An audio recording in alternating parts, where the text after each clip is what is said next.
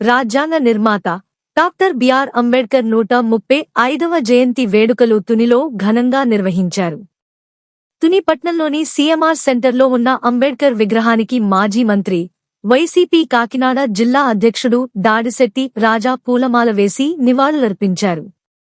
ఈ సందర్భంగా మహానుభావుని దేశసేవను ప్రపంచవ్యాప్తంగా స్మరించుకుంటున్నారని ఆయన అన్నారు.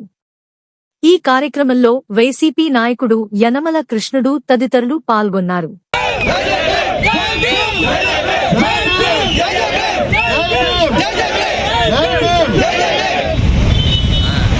ఈరోజు బాబాసాహెబ్ అంబేద్కర్ గారి జయంతి సందర్భంగా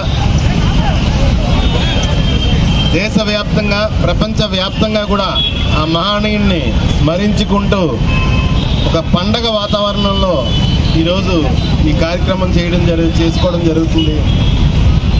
ఇలాంటి మహనీయులు చరిత్ర ఉన్నంత వరకు, ప్రపంచం ఉన్నంత వరకు ప్రజల దృష్టిలో కానీ ప్రజలతో కానీ మమైక్యమై ఉంటారు. అత్యంత పెద్ద ప్రజాస్వామ్య దేశం మన భారతదేశం. మన భారతదేశానికి రాజ్యాంగ సృష్టికర్త, మనం ఎలా నడుచుకోవాలో, ఏ విధంగా ప్రవర్తించాలో నేర్పిన నాయకుడు, మనకు ఒక దిక్సూచి తయారు చేసిన నాయకుడు జయంతి సందర్భంగా ఘనంగా నివాళులు అర్పిస్తూ జై భీమ్, జై భీమ్, జై భీమ్.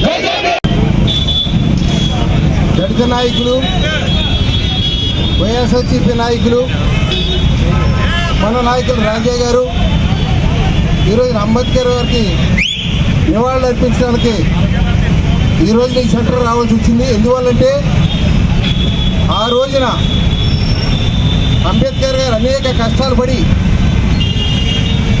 అంటరానితనంతో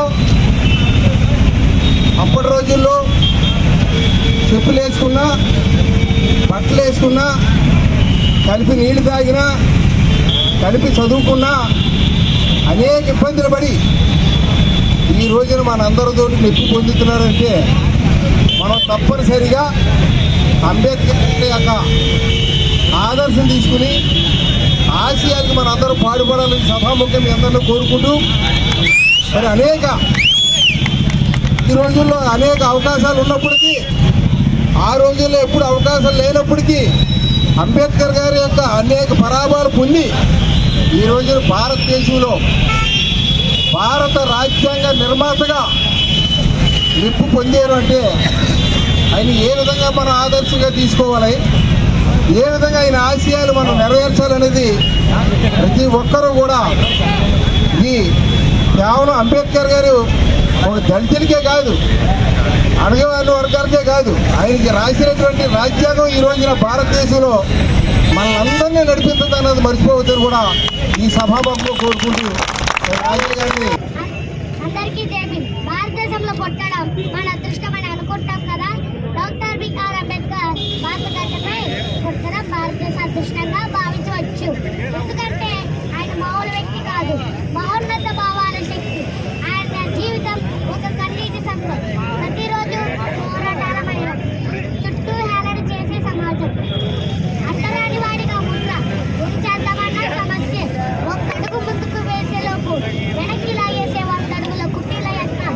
అలాంటి చోట అన్నింటినీ మౌనంగా భరిస్తూ పర్వతమంత సహనంతో నిలుగుతూ నిలిచెక్కిన శిల్పంగా తనను తాను మొలుచుకుంటూ రాజ్యాంగ నిర్మాతగా మారి ఈ దేశానికి సరైన దిశగా నిర్దేశం చేసిన గొప్ప వ్యక్తి డాక్టర్ బాబాసాహెబ్ భీమ్రావ్ అంబేద్కర్.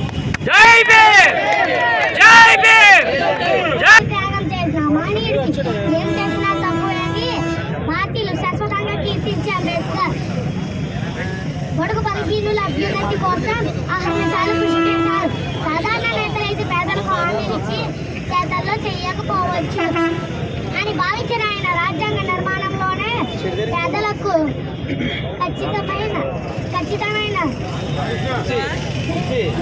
భవిష్యత్తు ఇచ్చేలా రాజ్యాంగాన్ని రూపొందించారు.